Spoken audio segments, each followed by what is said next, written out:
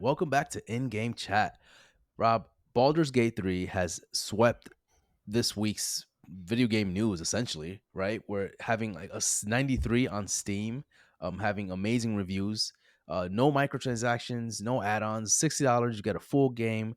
But why is it so successful? Why is this game specifically so successful? Yeah, I see everyone playing this game right now. Everyone's playing the game, and I look at it, and it's D&D style, and you create your own story.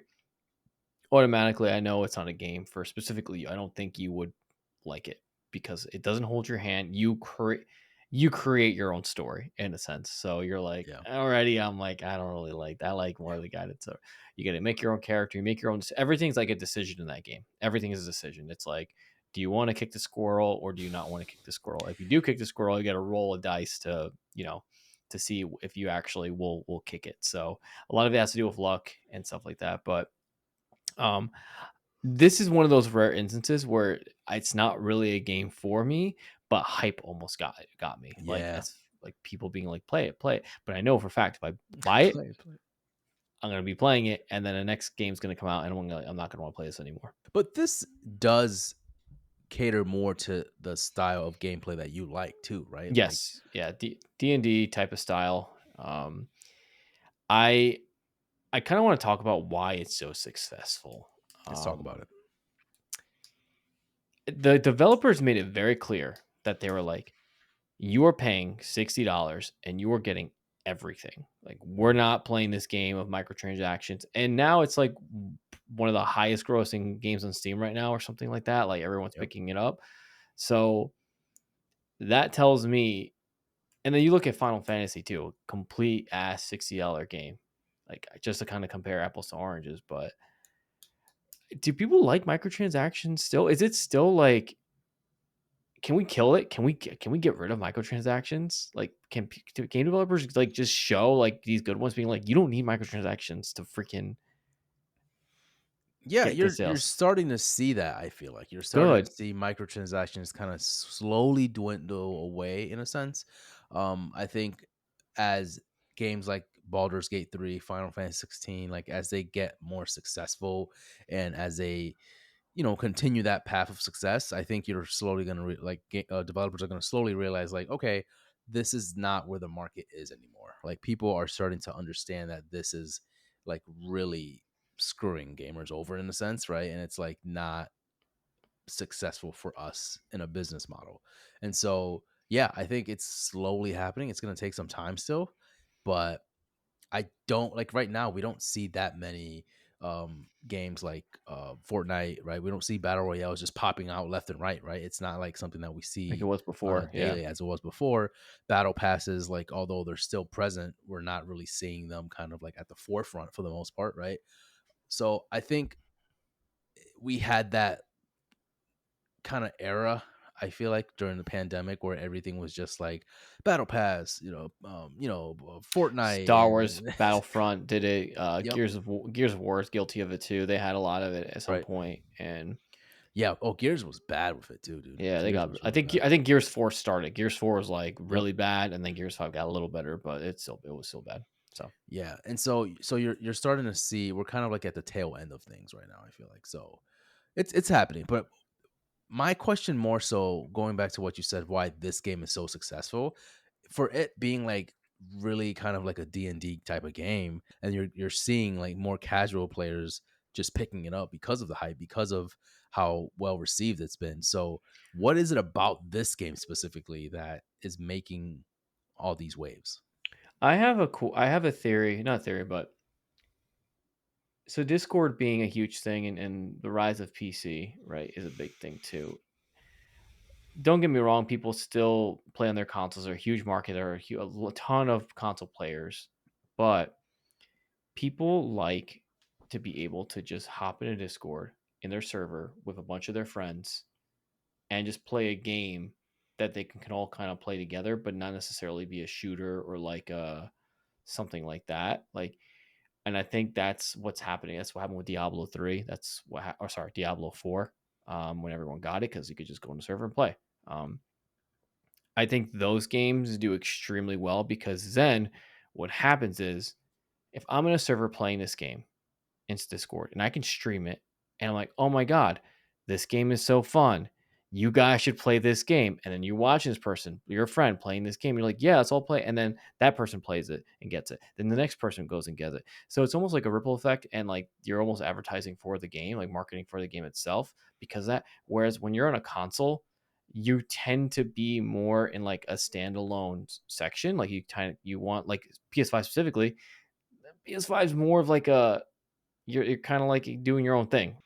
Yeah, I agree. And then it's crazy to see the success, right? Because you have Diablo 4 that came out what, not too long ago, a few weeks ago. Like that's another massive game that came out. Tears of the Kingdom that came out not too long ago as well. So we have like all these like huge role playing games, like huge massive games out kind of like relatively around the same time. But you're seeing Baldur's Gate kind of like push beyond those games and just having record sale or record top 10 lists on Steam. Like those are massive accomplishments. And I have a little quote here from the CEO of Lawrence Studios here, saying that his name is Swen Vink. He humorously tweeted that he had initially advised his IT team to prepare for a peak of 100K or so at max. And obviously, that exceeded their expectations. It also landed as Steam's current top selling game in terms of revenue. Like it just kind of blew up. And I think you're right when it comes to just having that network of people that are playing this game.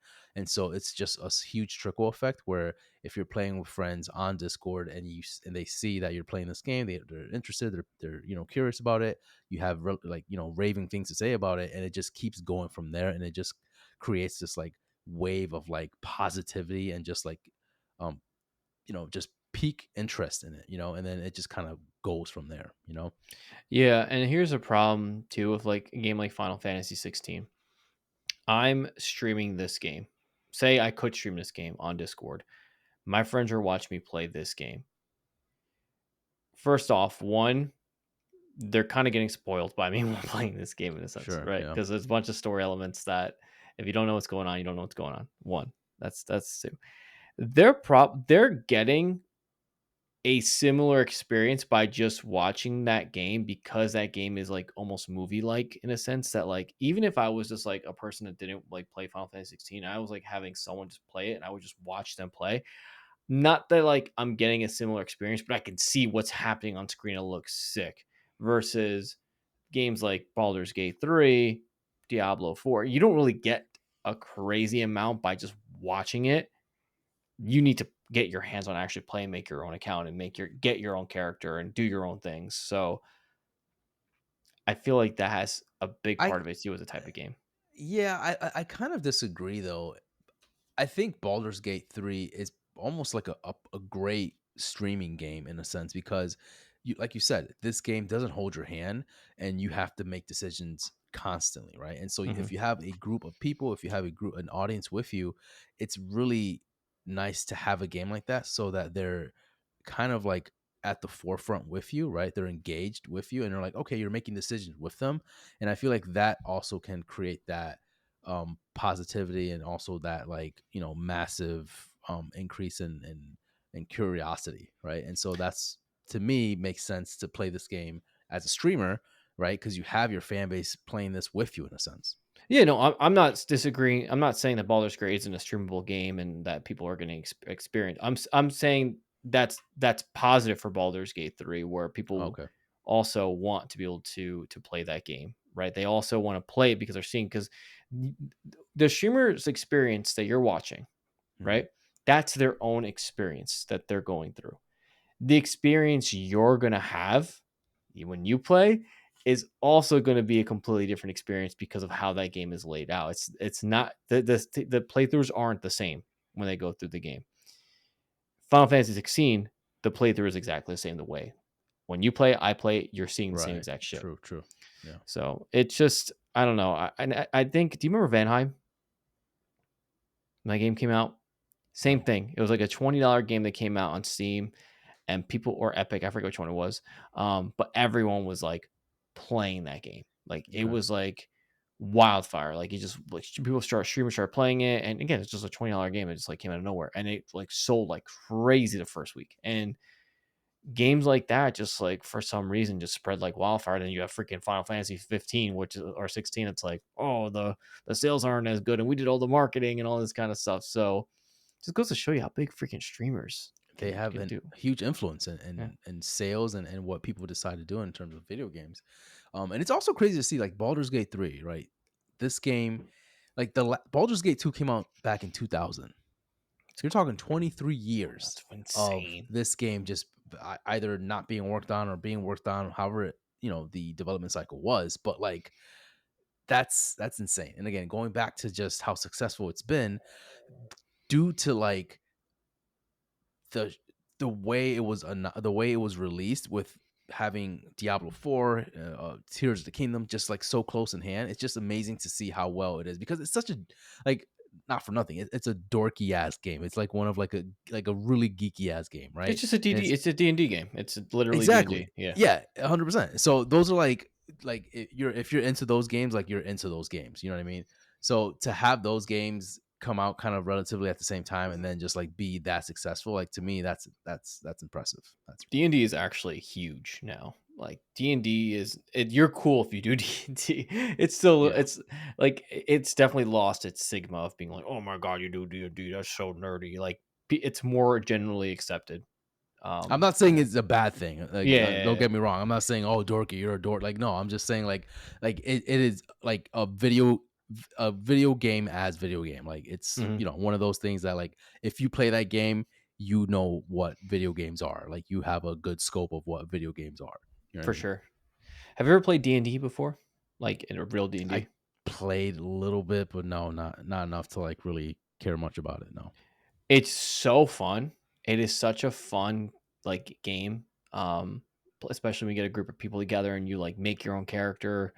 It's the closest thing you get to being, like, a little kid because you're actually using your, like, imagination, Hmm. and but like it's not like just like, oh, I want to make this car fly because I can't. No, it's more of like obviously thoughtful, but the things that can happen if you have a good dungeon master, like he's guiding you through, and you're just literally like, you could literally be with me. I'm like a barbarian, and you're like a rogue or something like that. And like, all Hmm. right, I barge into the bar and I take out my sword and I'm gonna say I'm gonna go fight the guards, but then you come out of nowhere and you slice all their necks and stuff like that, and all of that, Jesus or like Christ.